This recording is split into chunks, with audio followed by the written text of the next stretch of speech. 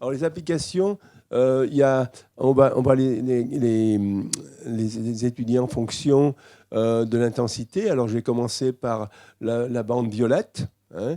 Ensuite, on regardera la bande verte et la bande jaune.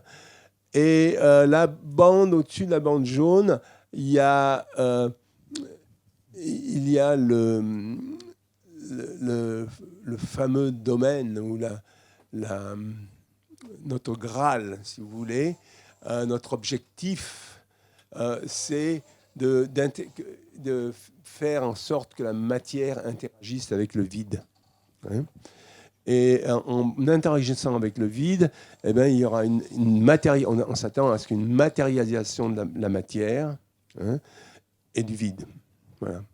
Donc ça se passe au niveau de 10-29, à ce qu'on appelle l'intensité de Schwinger, et, parce que ça correspond au critique, champ de Schwinger.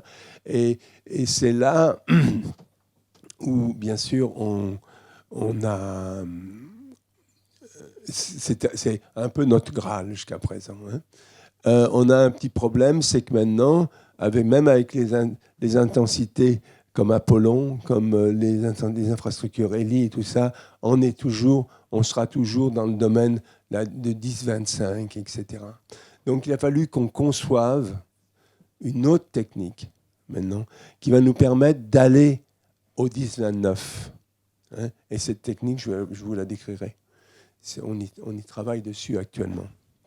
Voilà, donc, alors, je commence par la première application, l'application qui est très banale, mais aussi très utile et très intéressante. C'est l'application des impulsions brèves, femtosecondes, au micromachining, à l'usinage. Alors, bien sûr, le laser en usinage, bon, il a été utilisé tout de suite après pratiquement l'invention la démonstration de Meyman. Mais alors, seulement c'est des lasers continus ou quasi-continus avec des impulsions très longues. Et si on utilise le laser avec des impulsions très longues, bien sûr, on va élever la température sur un volume énorme, hein.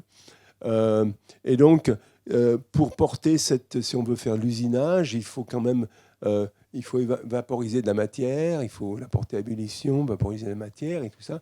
Donc, il va y avoir toute une zone qui va être affectée, qui va être importante. Alors que si on diminue la durée de l'impulsion, ben les choses s'améliorent. C'est ici. Et alors là, en femtosecondes, ça devient absolument parfait parce qu'il n'y a plus de zones qui ont, disons, il n'y a plus de dommages collatéraux. Voilà. Parce que l'impulsion, disons, chauffe le matériau de façon très très rapide et il n'y a pas la possibilité pour la chaleur de se diffuser. Et donc on va avoir des choses absolument parfaites et c'est quelque chose d'extrêmement important. Alors là, je montre, si on fait par exemple, on veut percer un trou avec des impulsions qui sont courtes, de la nanoseconde, quand même 1 milliardième de seconde, hein, c'est court, eh bien, c'est le genre de cratère qu'on produit. Vous voyez que ce n'est pas très très joli. Alors que si maintenant on utilise des femtosecondes, c'est-à-dire des impulsions qui seront pratiquement beaucoup plus d'un millier de fois plus courts, 1000 à 10 000 fois plus courtes, c'est ce qu'on obtient. Et ce qui est intéressant, c'est qu'on peut usiner n'importe quel matériau parce qu'il n'y a rien. Les champs électriques qu'on est capable de produire ionisent n'importe quel matériau.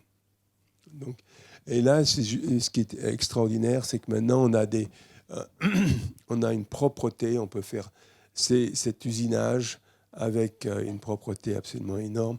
Il n'y a aucun,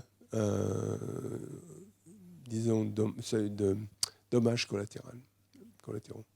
Donc, alors on peut faire ça dans le céramique, dans la verre, dans les métaux, etc. Donc c'est très important. Alors maintenant, il y a une chose très très intéressante pour faire l'usinage. On peut faire, comme je dis, l'usinage dans des matériaux, n'importe quel type de matériaux, notamment dans les matériaux qui sont aussi transparents, comme la cornée. Hein.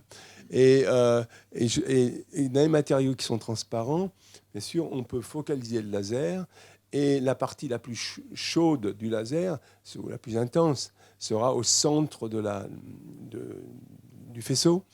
Et c'est là où il y aura le champ électrique le plus important.